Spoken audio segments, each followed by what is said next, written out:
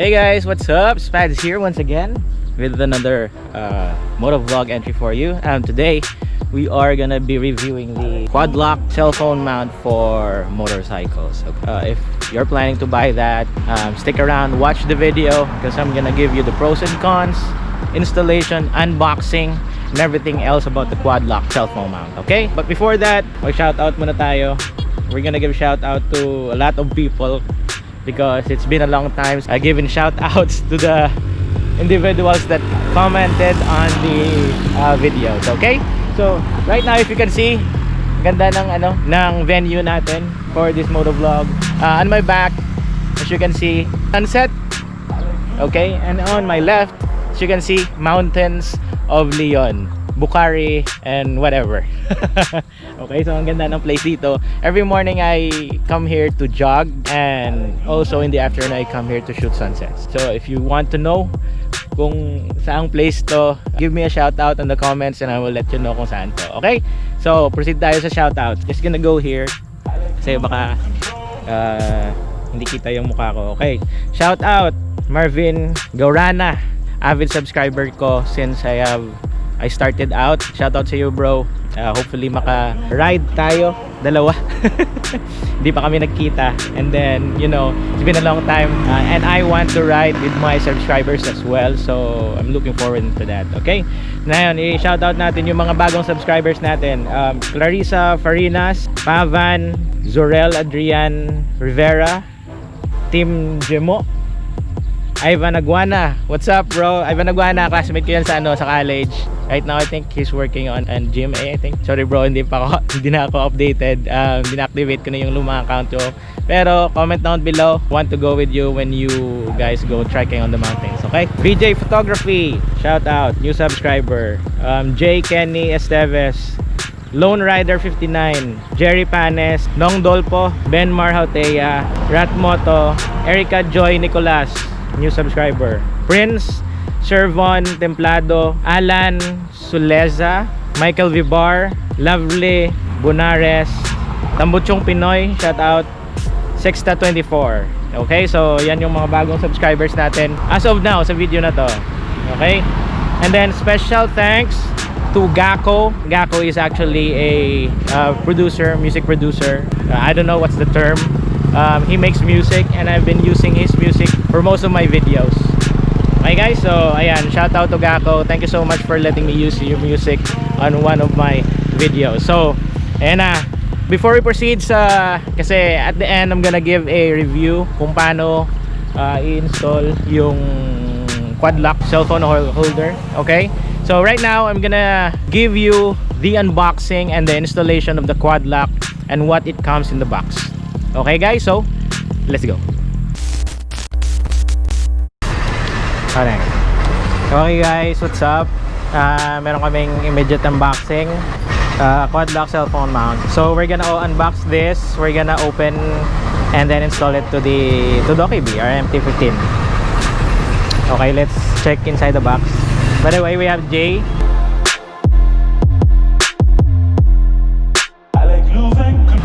Help us unbox this thing. Okay, so ayan. So yung laman niya is sticker, yan, and then the manual. Okay, and then inside adapter sa sizes ng ng bars, and then ito yung bracket niya, ayan, and then ito para sa ito yung naglalak ng cellphone nyo sa lock mismo or sa quad lock. Ayan. Okay, so yung sa cellphone pala, ito kinakabit to sa likod ng phone, and then it goes in here para maglalak sa kanila. Okay, so ngayon we're gonna install it on the MT15. So first off, we're gonna loosen up the screws sa quad lock mismo, and then ano yung gagamitin natin pang para sa bar, yung default nang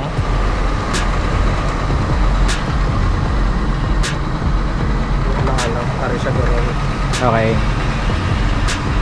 So ayan guys, ayan yung niya, adapter para kung hindi kasya yung quad lock, may adapter siya. Ayan.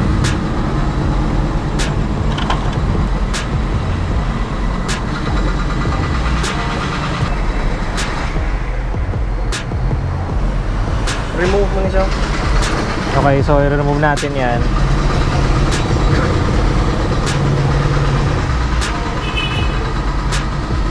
Tapos, Press mo siya magtakot. okay, so ipapress natin daw yung dito para magkabit dyan. And then ilalak. Wala na ipag-yugton. Okay. O, din na yung plaster. Gusto mo. So bale, pwede pala siyang, may arm siya na pwede nyong igalawin kung saan nyo gusto. Okay, so kakabit muna natin yung yung adapter niya sa cellphone.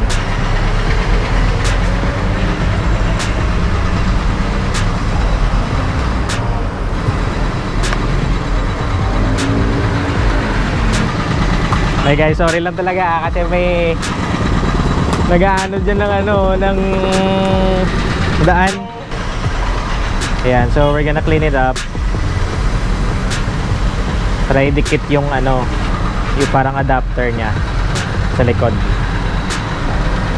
So kailangan nyo pala guys ng casing, or pwede rin diretsa sa phone, pero mas okay kung casing na lang para at least may extra protection yung phone niya. So the adapter itself have the 3mm already. Ito nga lang Ito nga? Oo, ito nga. Yan.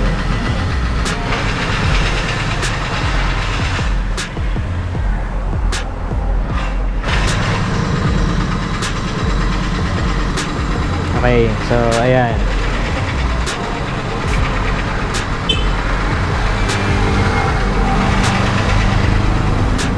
Press mo lang siya, Carlo. Sige. Press. Okay, so press lang yung blue. Yan. Okay, so ita-tight na natin to, pero ito mamaya i-adjust lang natin.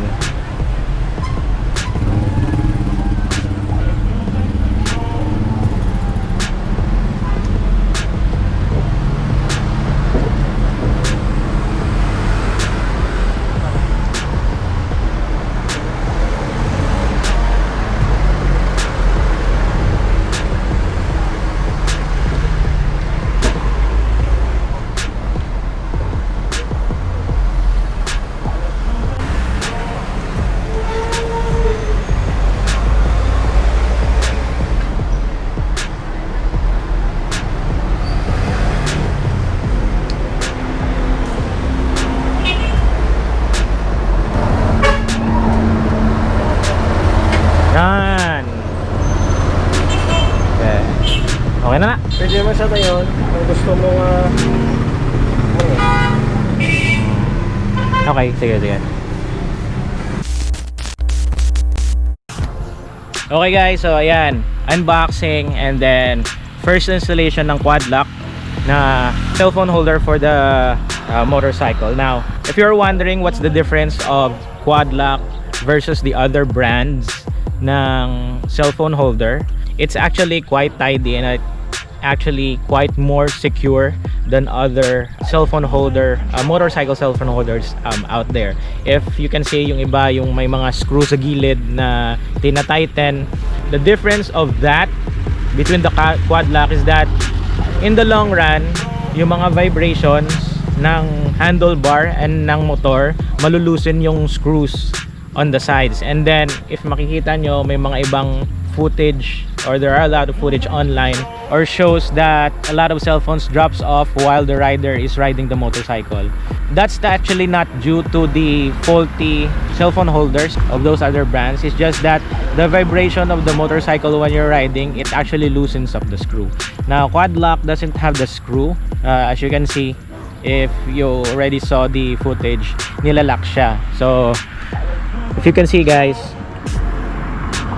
may lock siya, yung parang apat na kanto, and then pumupunta siya dito, and then this one, the blue one, it actually helps it secure, so kahit anong vibration hindi siya matatanggal. Now papakita ko sa inyo, so now that goes in, yan, and then pinupush lang, yan, so kahit anong vibration hindi matatanggal.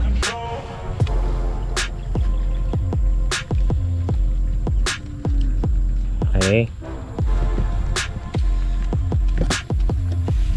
So the only downside that I can think of, or actually it happened to me, is this right here.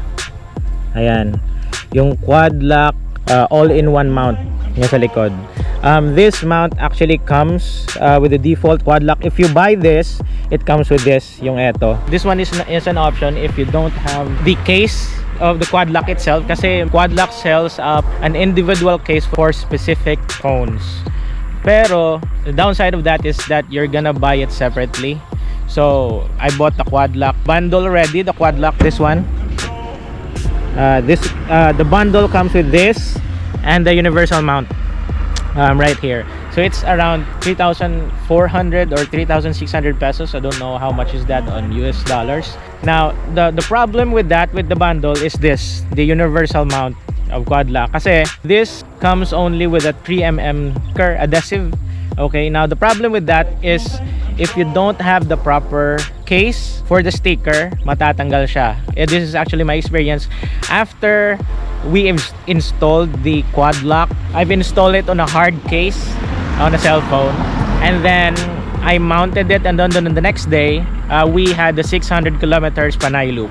So I think it lasted for about 4 to 5 hours only, and then after that the adhesive was pulled out, or it didn't work, and my cell phone was, you know, dropped while I was driving. The quad lock itself is not the fault.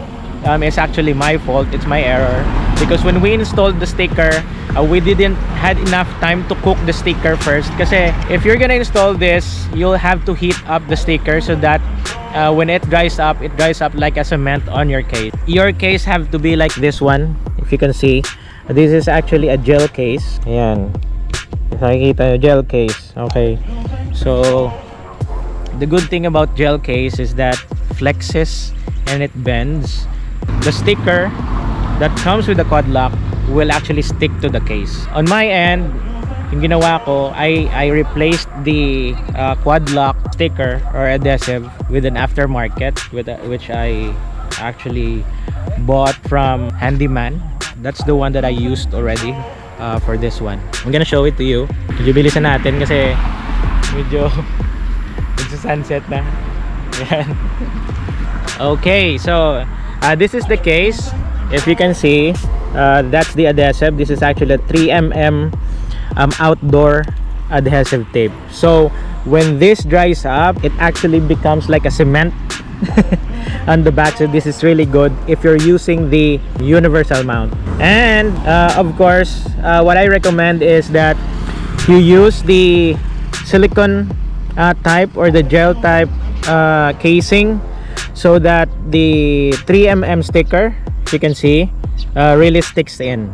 Okay, and paalala lang, don't be such in a rush if you install this, the universal mount. Get a dryer or a heat gun, and then you heat up the sticker first before sticking it onto your case, because what will happen is if you heat it up, it will be soggy, and then it will actually stick more to the surface, and then you can actually easily squeeze out the air bubbles sticking on the tape. Other than if you're gonna buy the quad lock case itself, because the lock is embedded on the case itself, that one is really 100% secure. I think that's it for this video. I hope you learned a thing or two, or if you're actually going to buy the quad lock cell phone holder, make sure that you heat up the stickers first before sticking it to the iPhone case if you're using the universal mount, and make sure that you use a silicone or gel type casing instead of those crystal casing or hard casing for your cell phones. I think that quad lock is the most secure cell phone holders out there for motorcycles, only if you know how to, you know, stick this in to your iPhone case. Okay, so makikita niyo ang ganda dito na sunset. Sana makikita ng ano ng GoPro. Okay, so sunset in here, and then mountain ranges over there. I'm with Doki B right now, you can see. Today is Friday. I hope hopefully our group is gonna go and have a ride during the weekend so that I can do some travel videos also. So Hanggang dito na lang tayo. If you're new to the channel, subscribe, follow my social media accounts, and as always, I will see you guys in the next episode. Okay? Bye.